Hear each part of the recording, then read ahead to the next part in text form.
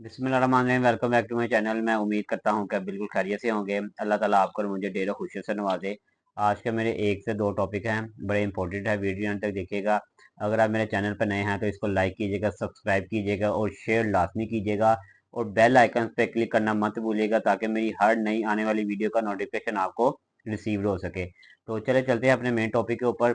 सबसे पहले मैं आपको बताऊंगा कि ये जो लोगों को ईमेल्स आ रही हैं, एसएमएस आ रहे हैं एडवांस टैक्स के अंडर सेक्शन 147 के, उससे रिलेटेड मैं आपसे बात करूंगा। सेकंड, आजकल एफबीआई बदमाश बनी हुई है। ये जो लोगों की जो है ना प्रीमिसेस सील कर रही है पीयूएस के अकॉर्डिंग, और उसके बाद एडवांस टैक्स की रिकवरी के लिए। तो ये एफबीआई जहां जाती है जनाब, जाके वहां पर ऑफिस शॉप सील कर आती है। तो इस इन चीज़ों से रिलेटेड आज इंशाल्लाह इन डिटेल में बात होगी, ये ऐसा क्यों कर रहे हैं और किस लिए कर रहे हैं। तो चले चलते हैं अपने मेन टॉपिक के ऊपर। सबसे पहले मैं आपको बताऊंगा कि ये जो एफबीआई ने काम पकड़ा हुआ है। मेरा सैटरडे वाले दिन की मैं आपको बात बताने लगा, आज संडे है, मैं कल की बात बताने लगा, सॉरी फ्राइडे वाले दिन की। फ्राइडे वाले दिन क्या हुआ कि जनाब मेरी एक जो क्लाइंट है उसकी शॉप पर वो गए हैं, उसकी प्रेमिसेस पे गए हैं जी। वहां पर उनका पीओएस जो है ना, पॉइंट ऑफ सेल जिसको हम बोलते हैं, वो जी बैक एंड पे डिस्कनेक्ट आ रहा है। जबकि मेरे क्लाइंट का POS point of sale regular जो है चल रहा था, कंटिन्यूसली चल रहा था। एफबीआई की जो टीम आई इन्फोर्समेंट की, उन्होंने उस वक्त उनको उसका प्रिंट आउट भी निकाल के दिखाया, जो स्लिप होती है नीचे जो बारकोड के थ्री एफबीआई को पीओएस की इनवॉइस का आता है। उन्होंने वो प्रूफ भी दिया, बट उन्होंने यही एक बात कहते रहे कि जनाब हमें कमिश्नर्स के ऑर्डर्स हैं। आपने उनका जो प्रीमिसेस है ना, जो हमें एक लिस्ट मिली हुई है, उसके अकॉर्डिंग हमने जो है ना ये सबको सील करके जाना है।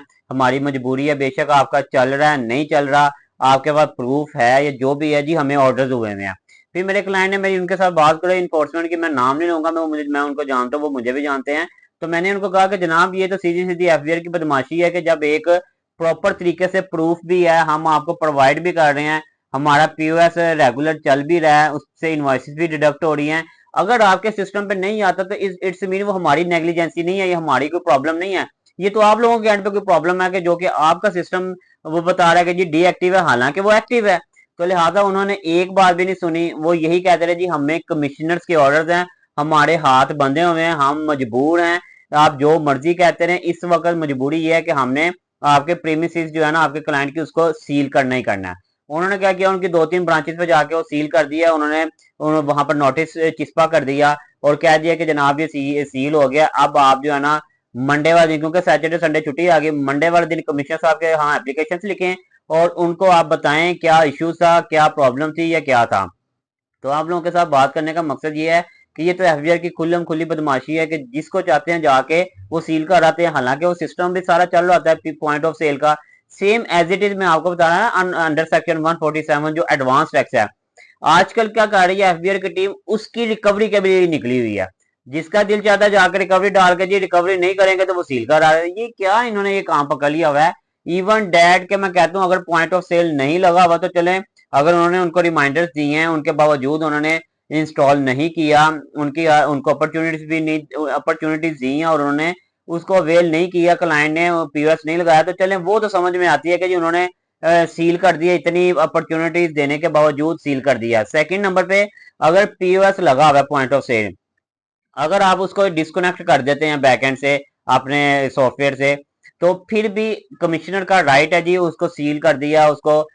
देखें, इससे पहले मैं ये भी कहता हूँ, सील करने से पहले आप कम से कम उनको इंटीमेट तो करें, एक नोटिस तो रिसीव करें कि भैया आपका सिस्टम डिस्कनेक्ट आ रहा है कंटिन्यूसली, हम इसको चेकआउट कर रहे हैं, आप ये इसको ठीक करें, अदरवाइज हम आपका प्रीमिसेस सील कर देंगे। बट कोई नोटिफिकेशन नहीं, कोई ऑफिशियल कुछ नहीं, डायरेक्ट जाके सील कर देना।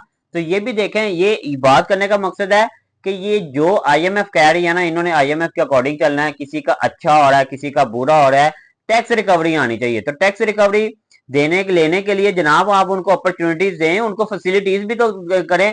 बात करने का मकसद है टैक्स कलेक्ट किए जाना है, लेकिन उसके अकॉर्डिंग उन्होंने कोई फैसिलिटी नहीं देनी।